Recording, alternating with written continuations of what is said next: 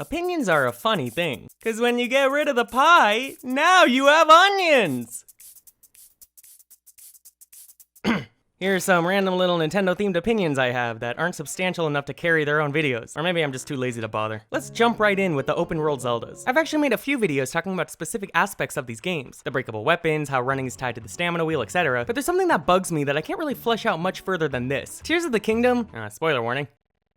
Anyway, Tears of the Kingdom really does not expect the player to find all the dragon tears before heading to the 4 regions. It's so bizarre. Okay, so once you get the final dragon tear, Link knows that Zelda became a dragon, he sees it happen, he tells Impa about it. But after, as he discovers just how badly Phantom Zelda is mucking things up for the Zora and whatnot, he just keeps this vital info to himself. We know that Link actually speaks in these games because NPCs respond to him as he silently shakes his arms around. So why wouldn't he share Zelda's fate with any of the poor victims of Ganondorf's puppet? This is especially noticeable during the Goron storyline. She's so prominent in that one. She's getting these creatures addicted to drugs, and this still doesn't sway Link's dead hard enough for him to tell him what's really going on. Asshole! Literally all the devs had to do was give Impa a line like, "Oh, Link," I'm not gonna do a voice. "Oh, Link, by the way, do not let anybody know about this. Hyrule will collapse into chaos if people find out that Zelda is permanently a dragon, wink wink." This really did break my immersion multiple times. It's surprisingly sloppy. Ooh, that sure was a quick opinion. Let's continue. I might mention this next one in a video I'm writing about something. I love being vague. But honestly, I don't care that the Switch only has 2 quote-unquote themes. Don't get me wrong, I like personalizing my gadgets and gizmos, but I just don't think it matters much in the grand scheme of things. The Switch isn't perfect, but I quite like the UI. It's snappy and quickly gets me into games, which is all I really need. And if we did have the option to customize themes, I would probably just pick the least distracting one and never think about it, even when it's on the screen. But I totally get why this one bothers people, and it is weird that there's still only 2 color options. I just feel like it isn't as important as some online conversations make it out to be. Oh boy, what a zesty take that was, am I right, fellas? And here's another that's sure to get extra hot.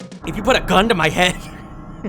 If you put a gun to my head and force me to pick the most fun first-party game on the Switch, not the most impactful or the most memorable or anything, just the most purely fun, I would probably pick Metroid Dread. Dread is one of the very, very few single-player games that I actually played twice when it first came out, and I really have no complaints about it. I mean, okay, the enemy sections do get a little repetitive towards the end, but like, they're not even bad. Damn, it's just a really fun, gamey game. Samus's movement feels perfect. The ending actually made me feel emotions, which I didn't expect, and I might even prefer it to Super Metroid. See, I told you this would get extra hot. I'm pretty sure preferring any Metroid game to Super Metroid is a felony in some jurisdictions. Also, I've always preferred Zero Mission to Super Metroid as well.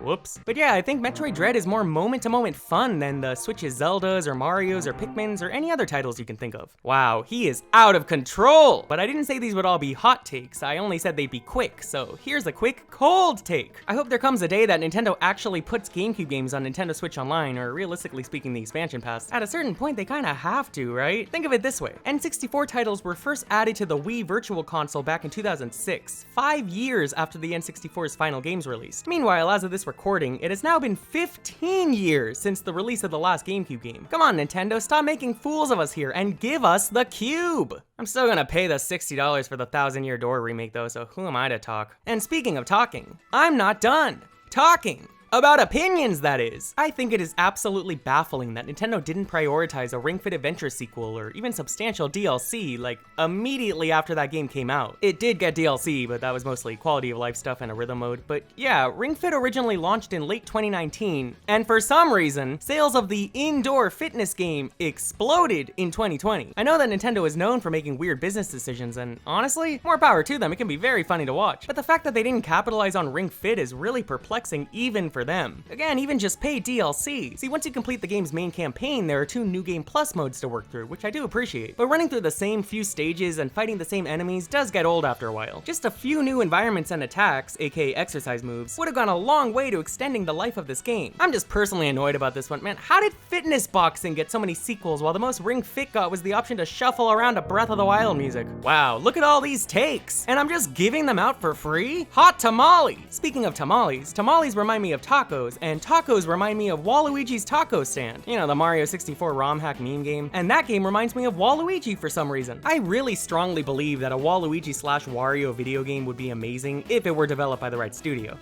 I mean, you could say that about any game, to be honest. Fucking Idiot. I'm imagining a co-op Wario Land 4, or hey, I guess now Pizza Tower-like platformer made by, I don't know, Way Forward. Or imagine a little beat-em-up brawler starring the two. Just like with Ring Fit, it really surprises me that Nintendo hasn't capitalized on the popularity of Waluigi yet. I mean, love him or hate him, you have to acknowledge that he's extremely iconic at this point. Also, here's a second Waluigi take for you. Before the September 2023 Nintendo Direct, there were rumors of a Smash Ultimate update, which ended up just being the Sora amiibo announcement. And while I did assume that that's what was gonna happen, I was secretly hoping that they would add Waluigi to Smash as a bonus character, kinda like Piranha Plant being added at launch. And the reason was because Charles Martinet is retiring, and I thought it'd be nice for all 4 of his characters to make it into Smash while they were still voiced by him. But yeah, I knew that one wasn't actually gonna happen. So point is, please Nintendo, get your friends at Bandai Namco to push FromSoft to make a Waluigi Souls-like. Give the people what we want! We could be here all day, you know, I do be having opinions, but let's wrap this up with some rapid-fire final thoughts. Alright, here they come! The more I think about it, the more I sincerely believe that Luigi's Mansion 1 is better than 3, not just for nostalgic or atmospheric reasons, but because unlike 3, in my opinion, it just doesn't overstay its welcome. I think Nintendo charging $50 for a Mario vs. Donkey Kong GBA remake is nuts, and them charging $60 for the Advance Wars remake is downright criminal. Okay, this next one is ridiculous, but while I did play Smash Ultimate for much longer, and it's the objectively better game, in every way, I personally enjoy Nickelodeon All-Star Brawl more. I like how fast-paced and stupid that game is. I had a lot of dumb fun playing it. Don't worry, you're not required to respect me in order to watch my videos, I get it. Speaking of not respecting me, I unironically really want Peter Griffin in Fortnite. Fortnite is on the Switch, this is still Nintendo adjacent. Like, I'll actually pay for him. With money. And I can't believe that the Futurama characters got in first. They're all owned by Disney now. I cannot stand how Mario Wonder beautifully stylizes all the characters, but Bowser seemingly still looks like normal Bowser?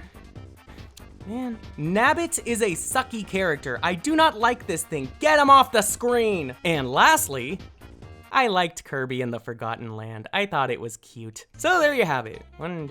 14 opinions, each less substantial than the last. I really hope you enjoyed this silly little ramble. I honestly had a lot of fun writing this one and kind of just spewed out of me. Please feel free to share your own Nintendo opinions down in the comments, and then I will steal them and expand on them to create actual videos.